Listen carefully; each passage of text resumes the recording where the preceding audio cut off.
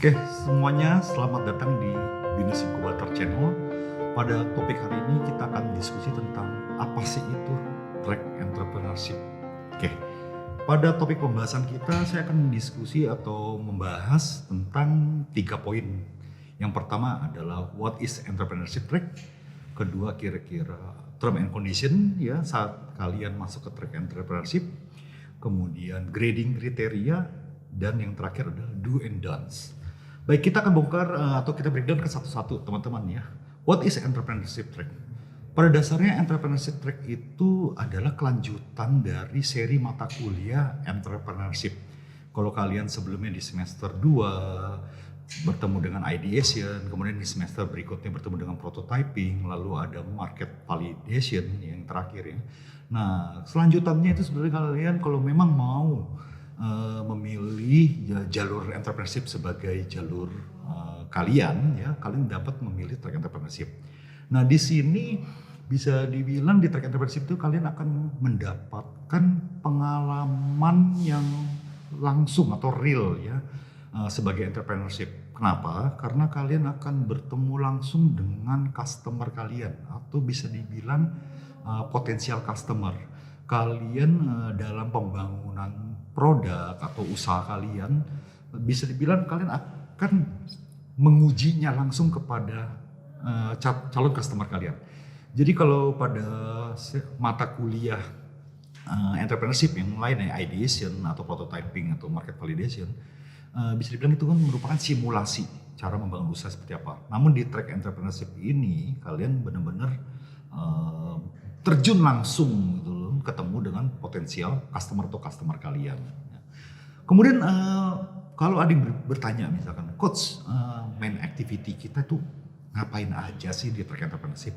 Ya bisa dibilang sebetulnya main activity kalian tuh pertama adalah riset ya, riset terhadap market ya, di mana kalian cari kebutuhannya mereka itu apa, atau mungkin kendala atau problem atau masalah yang dia hadapin selama sehari-hari itu apa, atau mungkin kendala atau kebutuhan terhadap suatu hal ya kayak produk atau apa yang selama ini belum bisa dibilang belum terpenuhi. Nah itulah yang pertama adalah kegiatan research. Kemudian kalian kegiatan kedua main activity kalian itu adalah meng-create ya, kalian membangun solusinya tersebut entah melalui produk atau mungkin service atau layanan ya, atau hal apapun gitu ya untuk men-solve ya kendala-kendala tersebut yang kalian telah riset sebelumnya. Nah, lalu kegiatan setelah create gitu atau membuat tuh apa ya? Kita melakukan testing ya, teman-teman. Kita akan melakukan testing terhadap yang kita buat ini sudah memenuhi atau maksudnya sudah menjadi problem solving belum gitu ya, terhadap kendala atau kebutuhan yang kalian temukan pada saat kegiatan riset. Nah seperti itu ya. Nah lalu kegiatan yang selanjutnya adalah learn ya, kalian belajar dari hal tersebut. Oke, pertama riset, saya membuat sesuatu untuk memenuhi kebutuhan tersebut, kita uji testing, kemudian kita belajar dari kegiatan yang telah kita lakukan sebelumnya. Nah, terus poin berikutnya kalau di entrepreneurship track kalian bisa mendapatkan semacam kayak benefit atau keuntungan seperti potensi untuk diinvestasi oleh investor. Karena Binus Incubator juga memiliki beberapa network ya terhadap investor. Nah, di mana nanti kalian ada masanya atau saatnya ya pada semester kedua biasanya kalian akan melakukan pitching ya. Kalian akan mempresentasikan ide bisnis kalian kepada investor. Ya syukur-syukur kalau investor tertarik ya mereka akan melakukan pendanaan ya atau investasi.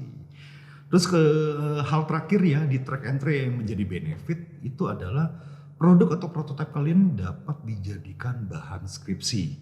Kenapa? Karena skripsi pada dasarnya kan kita melihat ada sebuah permasalahan ya. Kemudian permasalahan yang kita dapatkan itu benar-benar real.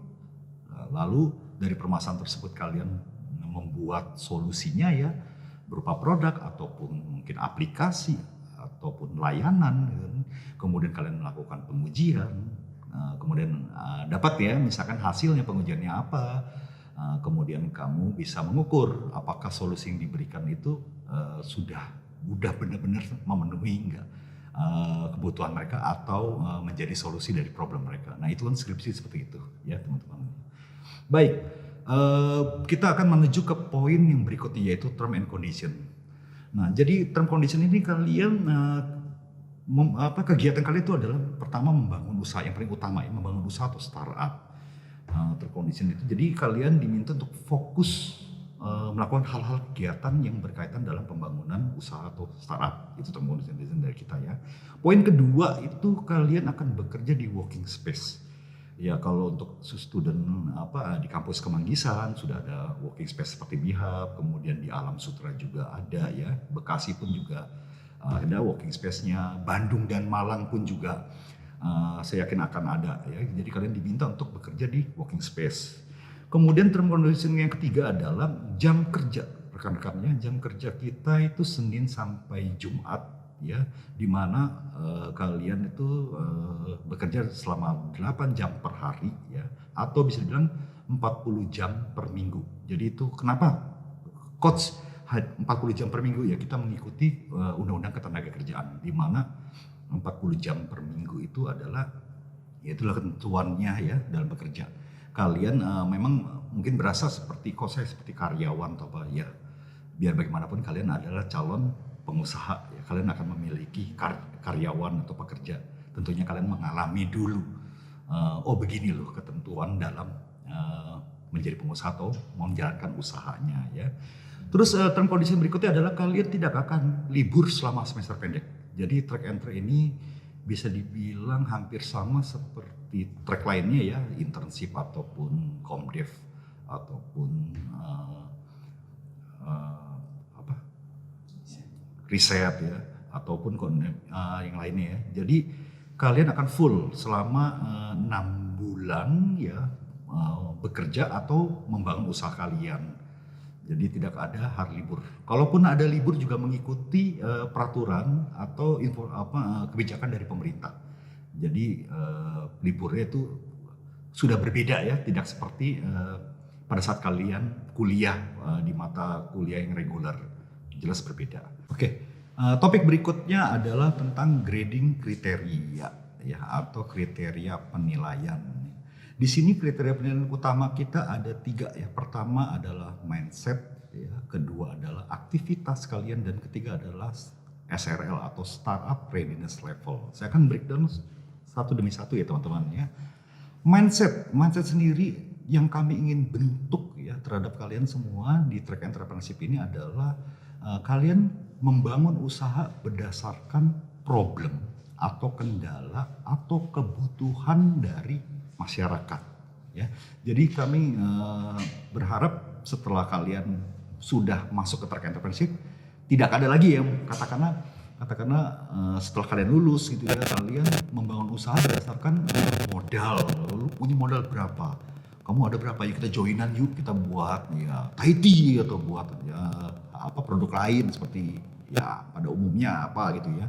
Enggak, tapi saya maksudnya kami ingin kalian pada saat membangun usaha itu ya berdasarkan saya melihat ada suatu kendala, ada suatu permasalahan yang terjadi.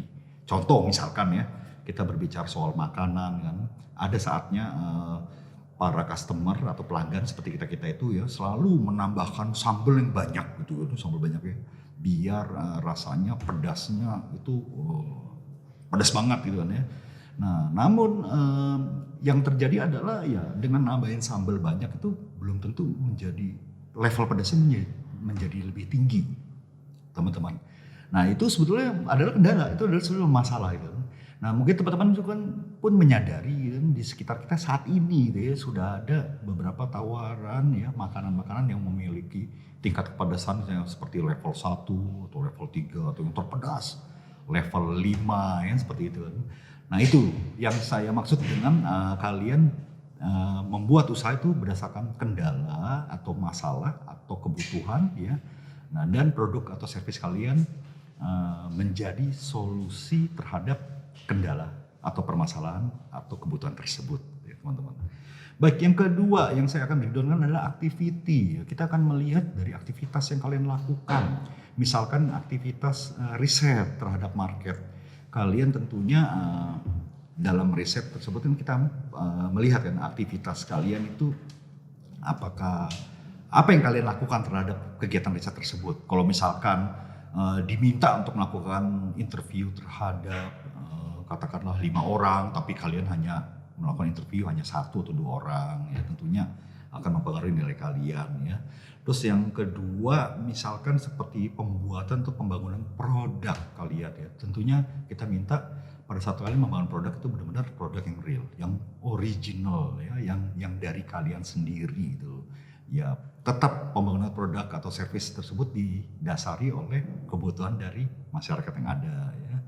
Lalu ketiga yang menjadi penilaian kami itu poin activity ya, adalah evidence atau buktinya. Jadi kalian setiap kali melakukan kegiatan atau activity ya lakukanlah dokumentasi ya teman-teman. Jadi kalian benar-benar bisa membuktikan kalian melakukan hal tersebut gitu. Nah, kita akan masuk ke startup readiness level ya, yang tadi yang saya sempat mention ya, poin terakhir ya. Nah, startup readiness level sendiri itu adalah tools ya yang sebetulnya mempermudahkan kalian dalam membangun startup kalian. Di dalam startup readiness level ini terdapat beberapa tugas-tugas yang harus kalian jalankan, dan itu simple teman-teman ya. Bukan tugas yang sulit. Mungkin untuk startup readiness level akan kita bahas pada konten kita yang selanjutnya ya. Teman-teman bisa melihat di channel Business Incubator, dan teman-teman bisa mengakses untuk startup readiness level jika lo ingin mengetahui lebih dalam lagi tentang SRL atau startup readiness level. Oke, baik. Ya, conclusion dari saya ya, untuk grading kriteria kita melihat pertama ya, sekali lagi dari mindset ya, kemudian kita lihat dari aktivitas kalian ya, dan yang terakhir adalah berdasarkan startup readiness level atau SRL. Oke, kita akan lanjut ke do and don'ts ya. Apa yang seharusnya kalian lakukan dan apa yang sebaiknya jangan kalian lakukan. Yang akan saya bahas di do and don'ts ini enggak semuanya ya, tapi saya akan memaparkan yang paling inti atau core-nya saja ya. Karena kalau dibahas tentunya videonya akan panjang teman-teman ya. Oke, kita masuk ke do ya. Yang harus kalian lakukan di track entrepreneurship adalah fokus. Yang pertama ya, maksudnya fokus membangun usaha kalian ya. Kalian mengikuti track entry kan, ada yang 1 semester, ada yang 2 semester, dan bisa dibilang kalian terbebas dari kegiatan kuliah ya, seperti mengikuti mata kuliah atau ada UTS atau UAS, itu kalian bebas dari hal itu. Maka dari itu manfaatkanlah waktu tersebut untuk fokus dalam membangun usaha atau startup kalian ya. Poin kedua yang harus kalian lakukan di track entrepreneurship adalah melakukan kegiatan coaching ya dengan wali coach kalian itu ya, minimal 1 kali dalam seminggu, atau enggak seminggu 1 kali minimal. Jadi jangan sampai kalian lost ya, nggak ada kabar, hilang gitu ya, nggak pernah coaching 3 minggu atau mungkin 2 minggu, jangan ya. Jadi minimal 1 kali seminggu. Oke. Terus do yang ketiga yang paling penting adalah kalian mengikuti seluruh kegiatan event Binus Inkubator. Ya, biasanya kita ada kegiatan seperti guest lecturer ya, kita mengundang expert di bidangnya ya untuk sharing pengalamannya mereka ya. Kadang juga kita mempunyai event seperti mengundang investor ya. Jadi kalian nanti di event tersebut kalian akan pitching atau mempresentasikan tentang bisnis kalian. Jadi banyak kegiatan-kegiatan lain yang Binus Inkubator adakan, dan kalian mesti mengikuti seluruh perencanaan kegiatan tersebut ya. Oke, kita masuk ke done ya, dan yang kalian tidak boleh melakukannya ya. Saya akan ambil beberapa poin yang bisa dibilang core-nya saja ya teman-teman. Pertama ya, kalian jangan pada saat kalian masuk ke track entrepreneurship, kalian dimintakan pertama fokus membangun usaha ya. Jadi done ya, atau jangan dilakukan adalah kalian jangan melakukan kegiatan di luar entrepreneurship. Misalkan dalam 1 semester ini, walaupun kalian memilih track entrepreneurship, tapi kalian meluangkan waktu kalian untuk bekerja misalkan ya, bekerja di perusahaan, atau kalian melakukan kegiatan buka warung kopi, bekerja di warung kopi ya, bukan membuka membuka warung kopinya, tapi bekerja di warung kopi kan. Atau kalian misalkan, oh saya membantu orang tua untuk menjaga toko. Nah itu nggak boleh teman-teman ya. Kalian di sini intinya fokus dalam membangun usaha kalian sendiri. Ya. Terus yang kedua yang tidak boleh kalian lakukan di track entrepreneurship adalah membuat ide usaha yang bisa dikatakan melanggar undang-undang dari negara kita, gitu ya. Mungkin kalian bisa berbicara dengan wali kota kalian bahwasannya kebutuhan ini ada loh, atau enggak ini suatu masalah gitu ya. Jadi kami ingin memberikan solusi gitu dari kebutuhan ini. Tapi solusi yang kalian berikan bisa dibilang agak bersentuhan atau melanggar undang-undang kita. Itu sebaiknya jangan. Jadi buat apa kalian membangun usaha?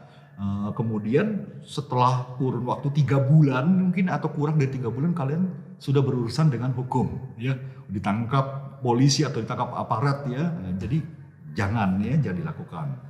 Nah, hal yang terpenting yang ketiga yang jangan kalian lakukan di track entrepreneurship adalah kalian terlambat gitu ya, atau tidak hadir, atau bisa dikatakan kalian mangkir ya, dari kegiatan yang di track entrepreneurship seperti coaching atau pada saat mengikuti event ya kalian terlambat atau tidak hadir gitu ya.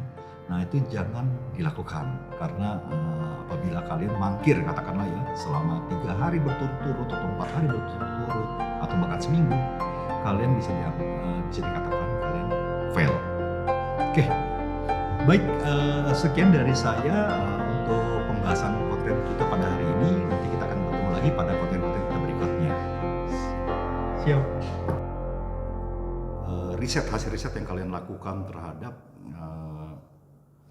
stop deh. Ada, lu bisa dudukin.